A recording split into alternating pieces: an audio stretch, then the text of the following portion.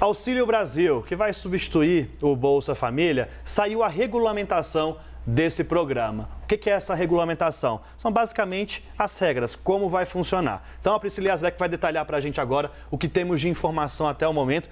E o que a gente ainda precisa saber, né, Pri? Exatamente.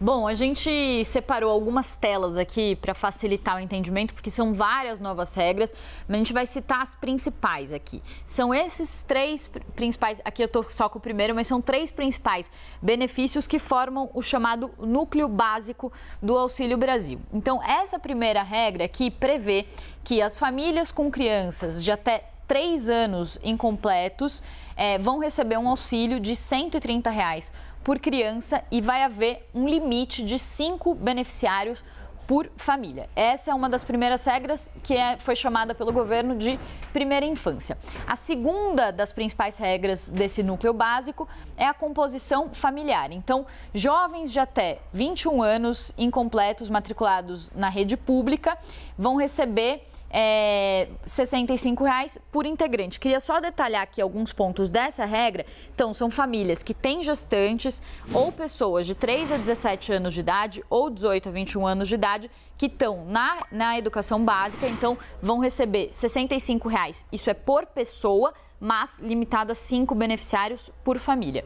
E aí a gente vai para o terceiro ponto aqui desse núcleo básico, que é superação da extrema pobreza. Então, se as duas outras condições não forem preenchidas, a família não conseguir atingir aquela linha da extrema pobreza, que foi atualizada e agora está em R$ 100, se a família não atingir com os 2 requisitos anteriores essa renda de R$ 100, ela vai receber o valor do auxílio para chegar nesses R$ 100, mesmo sem cumprir os outros 2 requisitos. E aí o valor mínimo é de R$ 25 por integrante da família. Então, juntando as três principais regras, elas formam esse chamado núcleo básico do Auxílio Brasil, mas além desse núcleo básico, existem outras 6 regras que, inclusive, economistas estão criticando muito, falando que são penduricalhos, a gente vai falar sobre isso, mas que também vão fazer com que outras pessoas em outras condições também sejam beneficiadas pelo Auxílio Brasil. Lembrando que nessas três primeiras regras, a família precisa estar abaixo da linha da pobreza, que foi atualizada, passou de R$ 178 para R$ 200, e vale falar que a linha da extrema pobreza também foi atualizada, passou de R$ 89 para R$ 100. Se a família não estiver abaixo da linha da pobreza de R$ 200, ela não pode receber, ou ela não recebe o benefício mesmo que se encaixe ali naqueles critérios que a gente acabou de mostrar. Bom, vamos falar sobre isso também com a Thaís Herédia. Vamos falar sobre essas regras, então, né, que foram divulgadas do Auxílio Brasil. Essa assistência social que está sendo discutida agora, o que a gente pode falar? O que você acha dela? Olha, Marcela, boa tarde para você, boa Daniel. Tarde, boa tarde a todos. Eu estava conversando até agora há pouco com o Marcelo Neri, que toca o núcleo da Fundação Getúlio Vargas da FGV Social, que é um núcleo da FGV que estuda o ambiente social no Brasil, né? E pobreza e desigualdade especialmente. E ele fala, olha, é um programa que tem várias regras diferentes, é um programa que acaba sendo difuso demais e pelo tamanho do país e todas as suas complexidades, a implementação do programa é que preocupa.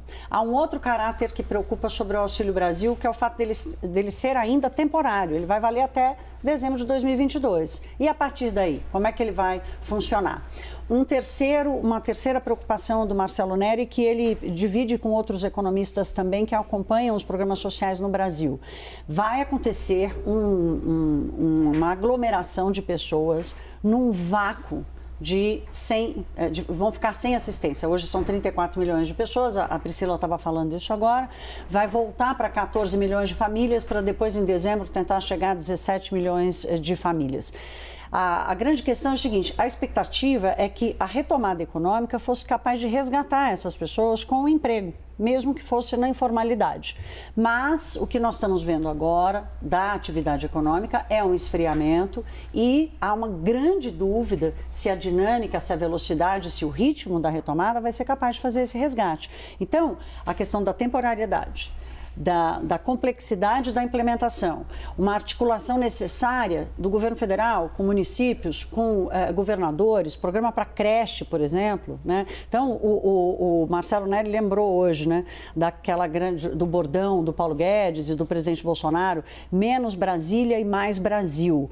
Esse tópico específico que demanda ali um acesso à creche para que as mães possam trabalhar, depende de uma articulação muito próxima do governo federal com as prefeituras, né? Como é que isso vai se dar?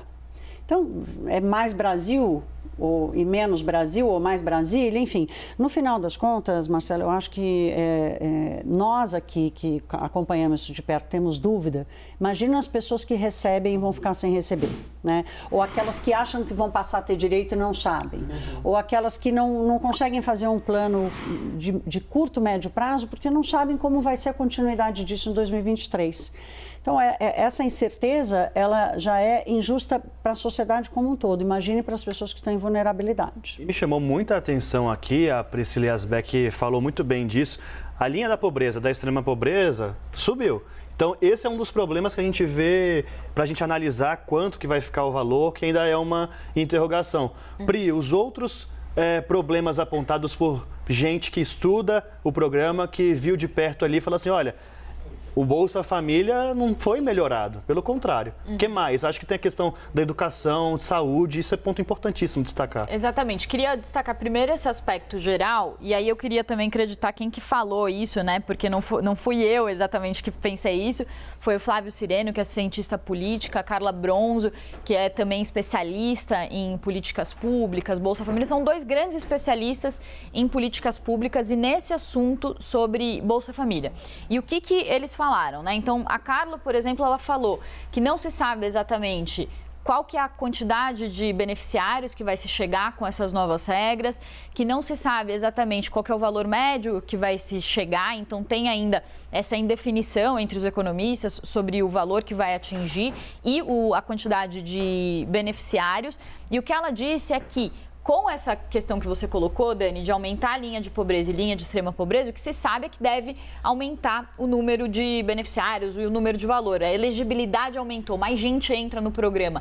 Porém, o que está acontecendo? O programa está ficando com um monte de penduricalhos, não tem regras claras sobre a condicionalidade que o Bolsa Família tinha para educação e saúde, então é como se o programa ele perdesse qualidade, colocasse mais gente para dentro. Então o que ela falou é que o Auxílio Brasil, ele não melhora o Bolsa Família, ele faz uma erosão do Bolsa Família, criando um novo programa que é insustentável. Esse ponto é importante porque a gente tinha o condicionamento ali do Bolsa Família que era, olha, filho tem que estar na escola, criança tem que ter tomado a vacina. Agora isso também...